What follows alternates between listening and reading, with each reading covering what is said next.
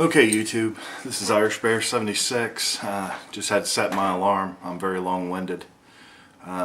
This week is the National Multiple Sclerosis Awareness Week, so I thought that I would film a video of me talking about the illness. I was diagnosed with MS in 2003.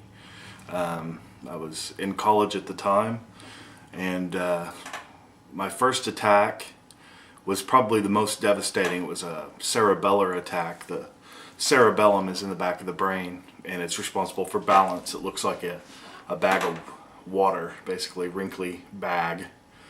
And it's located right here. And I'd had raw oysters like maybe 10 days before I had this attack. And I remember even reading the warning saying, if you have an autoimmune disorder, or if you have hepatitis or something like that, you shouldn't eat these. So I thought, well, I'm safe. And I had the raw oysters with cocktail sauce. It was one of my favorite things. And about 10 days later, I woke up and was going to school, and felt really nauseous. My head was kind of spinning around. And I told my wife, I said, you better take me back. I just feel sick, real dizzy. So she took me back home and went off to class. We were in the same class, and about half an hour later, the world went crazy. Started, vertigo. It wasn't just that normal spinning you get if you had a little bit too much to drink, or you get off a ride, an amusement park type of dizziness. This was dizziness on steroids. It was like a training exercise for astronauts, where they strap them into that chair and have them, do all this centrifugal flipping around, and it was horrible.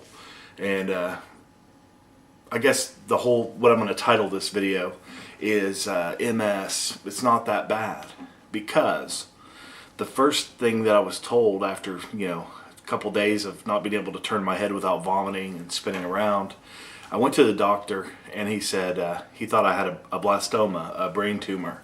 He thought it was located about there for my symptoms. And it was kind of an eye-opener. My wee daughter had just been born, and I was in school, and was starting my life, and it's devastating news that there's a possibility that I had a brain tumor. So I started to make the downward social comparison once I got the MS diagnosis of people with brain tumors, people with the blastoma.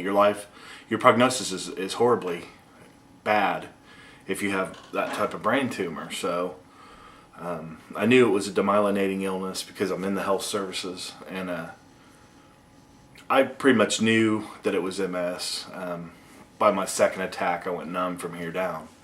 And then I put two and two together and said, two different parts of the brain, major, like over a month of having symptoms.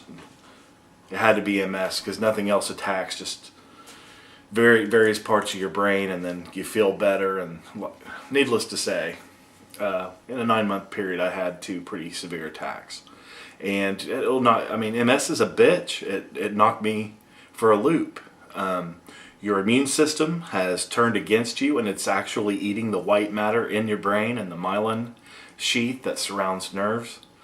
The myelin sheath is kind of like the cord around the toaster, the wiring. It's like the insulation around that wiring, and that myelin pretty much keeps you from getting shocked on the toaster cord. As far as your nerve impulses are concerned, it would be like the toaster cord plugs into the wall, electricity goes to the toaster. Well, that insulated wire keeps electricity in the cord. But if you start stripping away the toaster cord, electricity is going to get out. And with MS, that's what happens. Your immune system attacks the myelin. If you're watching this, you probably have MS, so I'm sure you've done the research. And I'll have more educational type stuff for newly diagnosed people, maybe start a series. As I said, I'm long-winded, so I had to set a timer. It'll go off, and then I'll know that I'm about to exceed my 10-minute limit. So what I'm going to title this video is MS, It's Not That Bad. It isn't. Even if you have primary progressive and you have these horrible symptoms, they say, hey, guess what? You have MS, and you're not going to get any better. the damage it's done is permanent.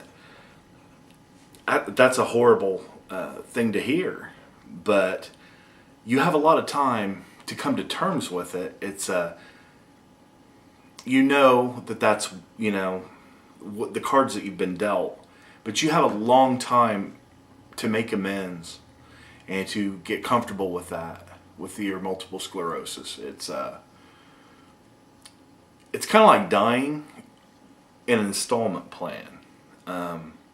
Instead of whack, you're dead, and you go meet your maker. This is kind of like dying slowly. But it doesn't have to be a bad thing. For example, once I knew that it was demyelinating disease, because as I said, I was in health sciences and I was pretty savvy to the neurological disorders, and I remember thinking, well, God, hope it's not ALS or Lou Gehrig's, because your prognosis is horrible. Unless you're Stephen Hawking, you're dead within 2 years of that diagnosis. Guillain-Barré, worse than MS. It ascends and you lose function very quickly. So it made me think that MS is better than the brain tumor. And when the doctor had said, and the whole reason I'm doing this video, like I said, is it's not that bad. I've always had a fear of brain tumors. My grandparents, both sides, died from brain tumors. The great-grandparents, my grandfather and grandmother, obviously two different bloodlines, because I'm not inbred, both died of brain tumors. So it's built into me genetically to probably die of a brain tumor. And I got to thinking about it, and I thought, what if my immune system going crazy, just attacking everything, having to do with my brain, white matter, and the myelin sheath, what if it's sparing me from a brain tumor? What if cancer being cells reproducing without a suppressor T cell to turn it off, and these cells just start doing their natural thing and they reproduce, but they don't know when to cut off. So they do it crazily. They reproduce, kind of like an Irish Catholic.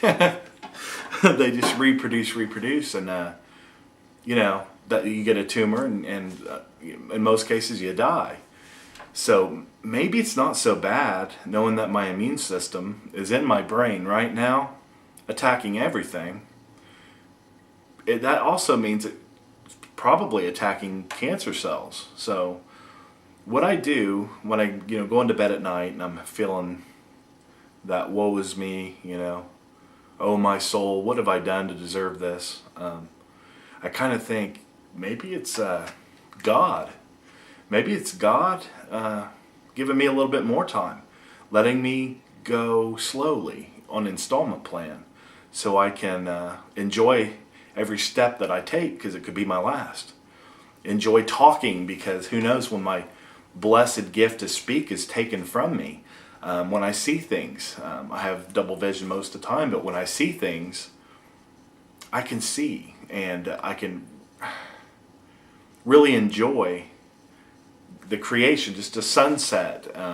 It may not be super clear with the visual problems that you have, but I can see, and I appreciate seeing a sunset, and I appreciate every step I take, and I appreciate the fact that MS has allowed me to seize the day and enjoy every blessed moment on earth, because I know that eventually things I would have taken for granted will be gone.